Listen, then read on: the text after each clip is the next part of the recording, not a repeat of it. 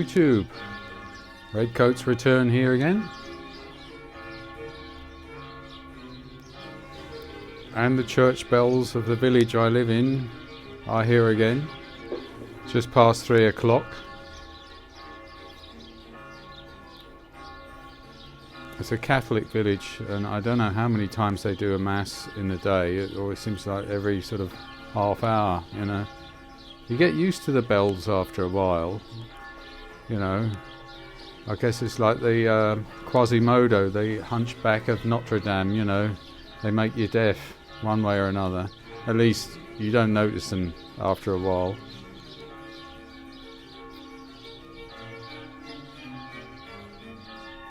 It's another bright sunny day, almost too warm after a very cold night, and all the frost is sort of almost gone now. It's you know, I don't even need this warmer on really. It's so warm in the sunshine, but it'll freeze down very quickly in the evening.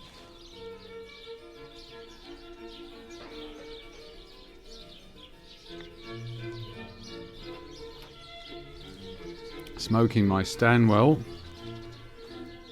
I bought this actually as a flake pipe, but you smoke really anything in it, and this big thick bowl means you never have a problem with it getting too warm. Lovely grain and everything. I'm not sure if this was Danish made or one of the newer ones that are made in Italy by Barantini, where they move their production, if you like, under a contract basis, Stanwell. But still, I mean, the Italians make beautiful pipes, so I think quality is still there. Lovely grain on that one, and it's very comfortable to hold with that bigger bowl, you know.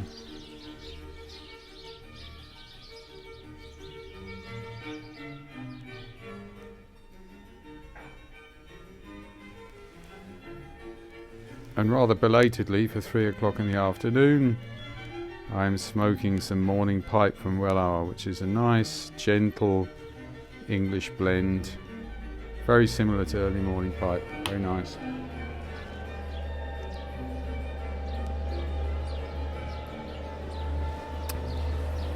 And my municipal workers are back here, fixing the drainage pipes here in the village. You know, after 100 years it has to be done. After a while you get used to them as well, you know.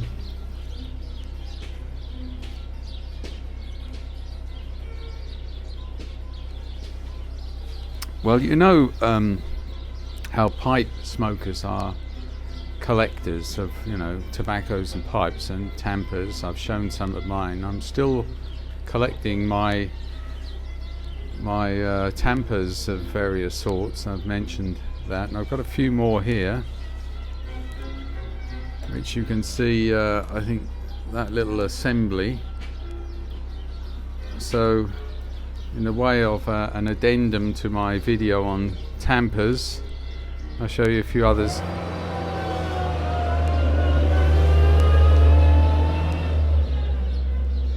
When they finally electrify all those vehicles, it'll be so much quieter. I got that with a pipe I bought, which was rather nice, for free, again with a shell case on it. I didn't actually realise I had it. You know, this is the worst thing with collecting. You sort of not quite aware of what you actually have in the drawer. And I couldn't resist. I'm still mad about these antique brass ones. I bought this one for I think it was about, I bought 3 in a collection of $25 each, and this was listed as a politician of maybe the 1700s or a statesman or something like that. It's not marked on the bottom. And I looked up some some paintings, of course, of Sir Francis Drake, and I think it might be him, because that looks like late or mid 1600s attire, and Drake had a sort of rather round face like that. So I like to think, anyway, I imagine that this is Francis Drake, and of course I've got Sir Walter Raleigh, which I've shown you already. And then this cute little one, smallest one I've got, you know, might not even be a real tamper, not marked on the bottom, was listed as being Duke of Wellington. Now that's impossible because he's wearing his hat askew, and that is naval attire that he has for sure. It's a beautiful condition with a lot of finery about it, with his sword and his staff there. And I think that is again Nelson, or it might be Admiral Hood. Definitely a naval figure from that time. It was said these are all about 1890s made, you know, again historical figures even at that time. But I think that's rather a nice one. I think it's Nelson, but it could be another admiral at the time. And I found out this hasn't totally gone out of fashion, because if you go to smokingpipes.eu, at least, I imagine in the US the Smoking Pipes has it as well, this is a Peterson pewter tamper with Sherlock Holmes on it. Marvellous. Now I must tell, I've actually had to fix this pipe back on because when it arrived it had fallen off, and I sort of hope it'll hold. But Peterson, Smoking Pipes EU kindly said, I noticed him, he looks a bit odd without his pipe, you know, and they said we'll send you another one. So it was very decent of them, because I'm not sure how long this will hold. It's rather fine, but I've ordered a few more of those because they're just lovely things, and I will use this then when I'm smoking my Sherlock Holmes pipe with, of course, Sherlock Holmes tobacco. So the time will come before long. And what I'm actually using, I just take a puff.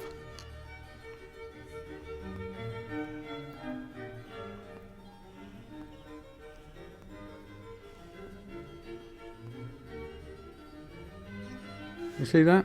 It's practically gone out, but you can rekindle it. And that's what I call a forgiving tobacco.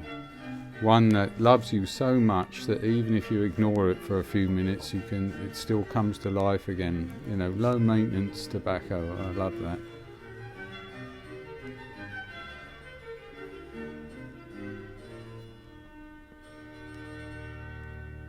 There we are again. So what I'm actually using to tamper is this gentleman. Now that is the Duke of Wellington. But you think, well, he looks really bizarre, you know, it's a caricature figure.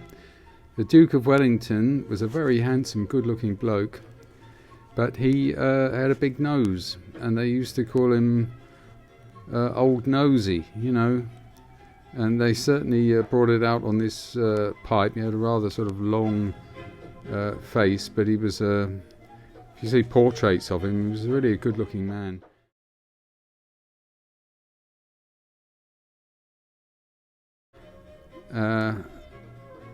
And I think this is just a marvellous tamper. So this is one of the three of the set I got, and when I cleaned it up, you can't see this, I don't think, on the base here.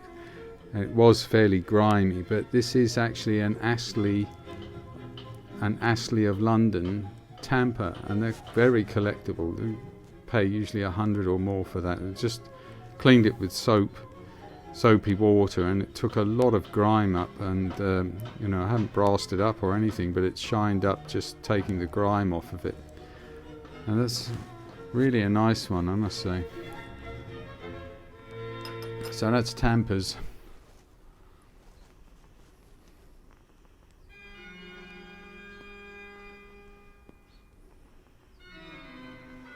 The music is Spock, just a collection on my playlist if you ever want to use it.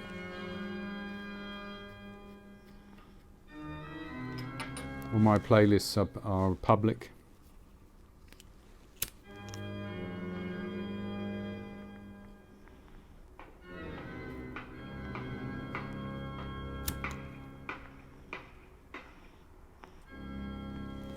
And that is the Toccata and Fugue.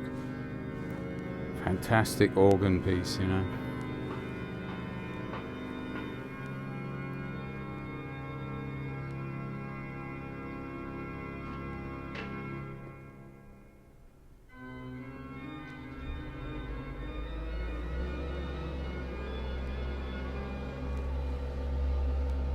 Here they come again.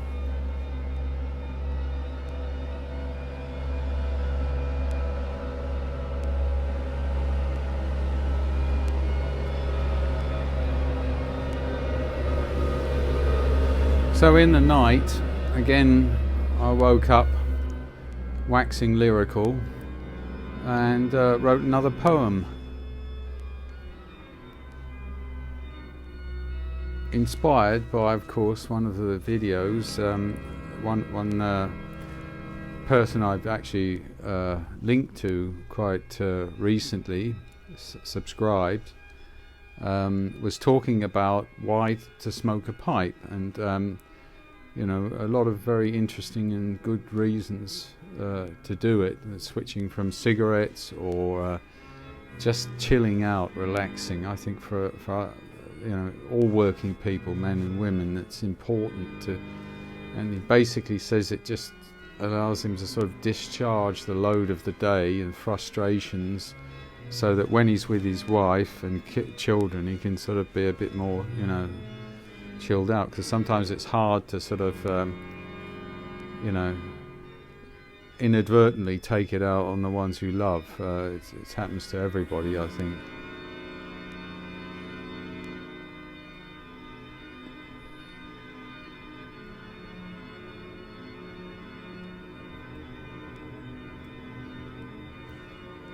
And I rather thought that you know, finally when my day comes,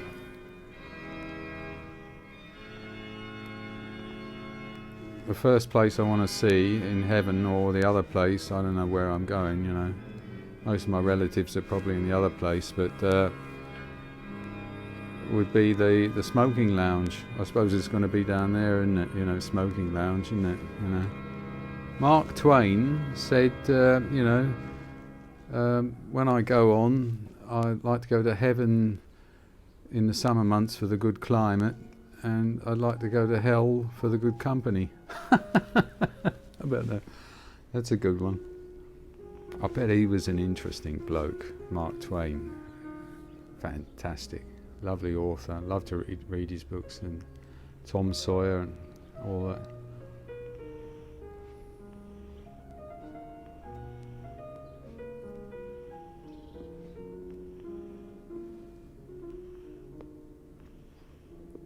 Oh, if Laurie B is watching, we were talking about birds and bird feeders. Can you see it over there in the corner? So I've just, there's a little bird feeder, and put a load of fat balls out there and stuff, you know, that they have a feast. I do feel sorry for them, especially when it's snow covered and everything, and there's nowhere to get food or even something to drink, you know. So I try and look after them, and there they all are.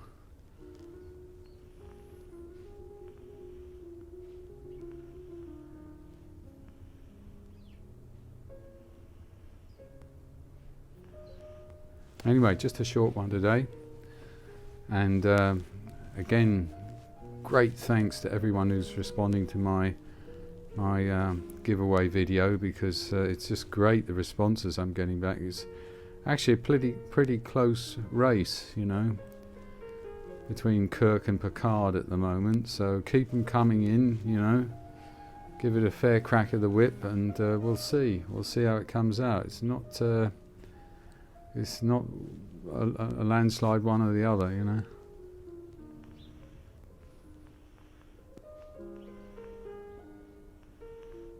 And some lovely videos, you know. Erobin, well done over that analysis. He actually checked all the stats, you know, behind both the captains. It's really good, and it's absolutely a fair way to do it, because you know, you realise the words are important, because he said, you know, it's true. I said the best captain. I said not necessarily the one you like. It often is the same, of course, you know, but you could say, you know, well, the best. You know, let's look at his performance, which is what he did. So you must have a look at that. I'll link it in, you know.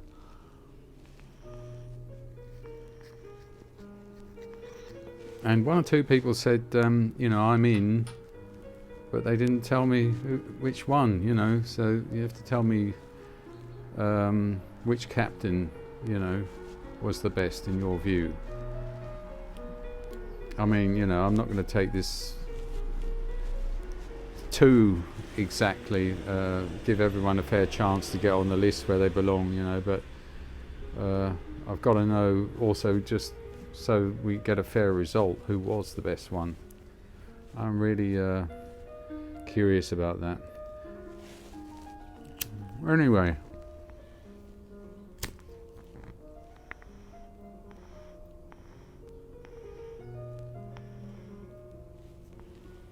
without any more ado, I sign off here, and I leave you with my poem called Tobacco Pipe. Take care, everyone. Tobacco Pipe. You humble trumpet of wood and briar, how well you bear the heat and fire.